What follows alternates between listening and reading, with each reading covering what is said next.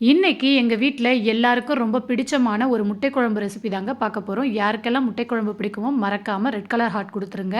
இப்ப இத எப்படி பண்ணலாங்கிறத பார்க்கலாம். மிக்ஸி ஜார்ல 1/4 கப் அளவுக்கு தேங்காய், 5 பூண்ட தோல் உரிக்காம சேர்த்துக்கங்க. ஒரு துண்டு இஞ்சி சேர்த்து நல்லா அரைச்சுட்டு, ஒரு பெரிய சைஸ் வெங்காயம், ஒரு தக்காளி, கொஞ்சமா கொத்தமல்லி இலை சேர்த்து பேஸ்ட் பதத்துக்கு அரைச்சு வச்சுக்கோங்க.